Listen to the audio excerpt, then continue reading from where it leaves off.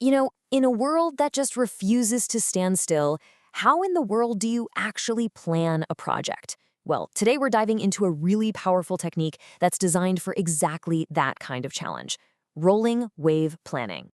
So let's just start with this question, because it's something every single one of us has faced. You're a project manager, a team leader, or heck, just someone trying to plan a long-term goal.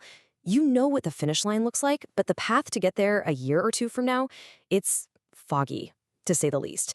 So how you build a reliable plan on ground that feels so uncertain? And that tension right there creates what we call the planning paradox. See, we need a detailed plan to guide us, right? But the farther out we try to plan, the more likely it is that all those carefully laid details are just wrong. So, how do we deal with this? Okay, think of it this way. On the one hand, you have the traditional method, sometimes called waterfall. It's like building a perfectly detailed, rigid bridge from start to finish before anyone takes a single step. But the very moment something unexpected happens, the whole structure can just shatter. Now, on the other hand, you have a totally different approach. It's more like a flexible path that winds with the terrain as you discover it. It totally embraces the idea that, you know what, we don't know everything at the start. So instead, it focuses on detailing what's right in front of us while just keeping that final destination in sight. This is the world where rolling wave planning lives.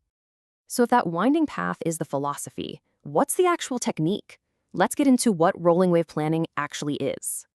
All right, here's the official definition, straight from the PMBOK guide, which is basically the Bible for project managers. The absolute key word here is iterative. This isn't some plan you write up, file away, and forget about. Nope, it's a living, breathing document. You plan in these cycles, or waves, and you get more and more clarity as you get closer to the actual work. Honestly, if you remember just one thing from this whole explainer, let it be this: detail the near, outline the distant.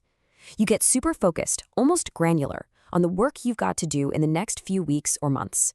But for the stuff that's way off in the future, you just sketch out the big milestones. It's practical, it's focused, and maybe most importantly, it's realistic. Now, this all sounds great in theory, but how does it actually play out in practice? Let's break down the simple but really powerful rhythm of how this wave actually works.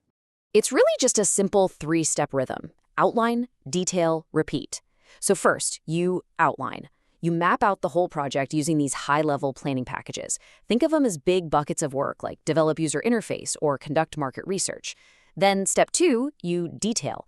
As you get closer to actually starting that develop user interface package, that's when you break it down into all the specific concrete tasks. And finally, you just repeat. As one wave of work gets done, you look to the next big package on the horizon and start detailing that one. It's this continuous flow that keeps your detailed planning just ahead of your execution. Okay, but like any powerful tool, rolling wave planning has some incredible strengths, but it also has some critical limitations you have to know about. It is not a silver bullet for every single project, so it's super important to know when to use it and what to watch out for. The biggest benefit, without a doubt, is flexibility. This whole approach just assumes things are going to change. It lets the project's critical path, that's the longest chain of tasks that decides your final end date, it lets that path shift as you learn more. And that right there is its superpower. It seriously reduces risk. You're not betting the farm on one single rigid plan. You're making a series of smaller, smarter bets based on real-time info. It sounds almost perfect, right? But, and this is a big but, this technique isn't for rookies, and it comes with some pretty serious things to consider. Yeah, this is not a set it and forget it kind of deal. It really demands an experienced hand at the wheel. One of the biggest risks is that if your future plan is too high level, it can actually hide huge problems. You might not see the project's true critical path, the real sequence of dependencies, until you're staring right at a massive bottleneck. It's a real balancing act. You have to give enough of a future outline to spot the icebergs, but without wasting time detailing things you know are just going to change anyway. So let's bring all this together. What is the fundamental idea, the core philosophy behind rolling wave planning? This quote just nails it perfectly: progressive elaboration. It means you elaborate or add detail to the plan progressively as you learn more. It's a really disciplined way to handle uncertainty. You don't guess about the distant future. You wait until you have reliable information, and then you build a plan that's actually grounded in reality.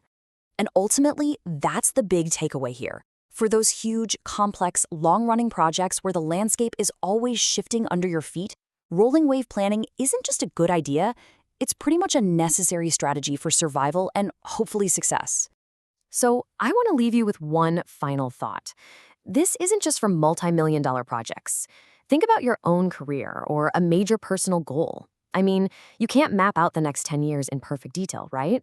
Of course not. But you can meticulously plan your next 6 months while keeping your long-term vision crystal clear. So, how could you use this kind of rolling wave thinking to navigate your own future? Thanks for joining me for this explainer.